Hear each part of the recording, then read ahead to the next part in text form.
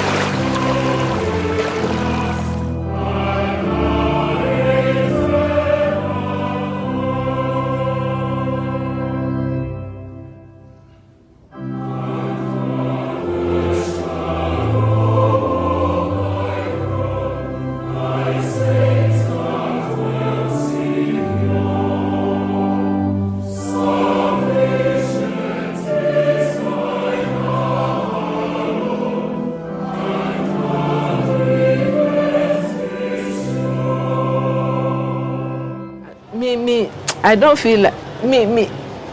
feel it Atwomaa we me feel cry because na me dey no ti no ni papa dey me name dey make cry po Atwomaa say woni ni si ase obeyi ama o na me ba ko o ka chere ni papa say da Atwomaa gbo na ele ke no ko ba sin ate amba fe ten ni ke no ele mu nsuso mu hu na mu nko fa problem bi amba because bibi onu no be gina ho ti se be ma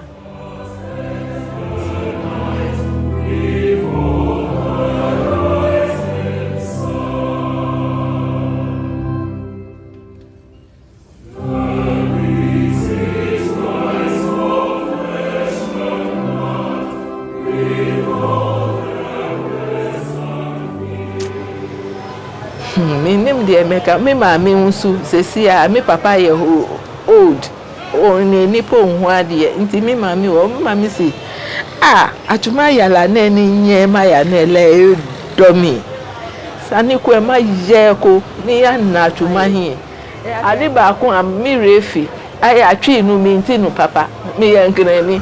se me ya na me ka twi sin me dey jang tree na o kan to minka no papa na o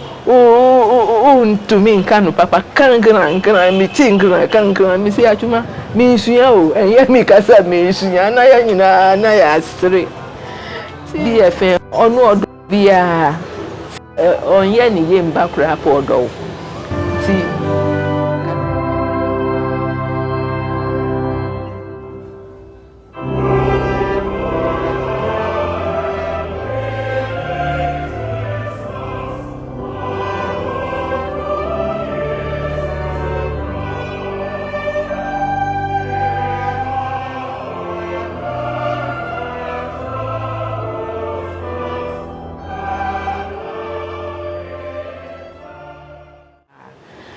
time na me na we Atwomaa ojina ho ono organizing crofo na omo free asene omo ba yie no ombe ta mechi se mi su mi kunu no mi su mi woni pa pa ti me manu shedding avensu nyame mfa ne kra nsie baby papa maye Erade nshira no mfa ne kra nsie baby papa na bibia eye nsu na ye beye no di ombe tu kwan di ombe tu fiti no huwa ombe ba Ghana ne obia mi di obia she erade nsa erade fo ombe du asomdwe mu na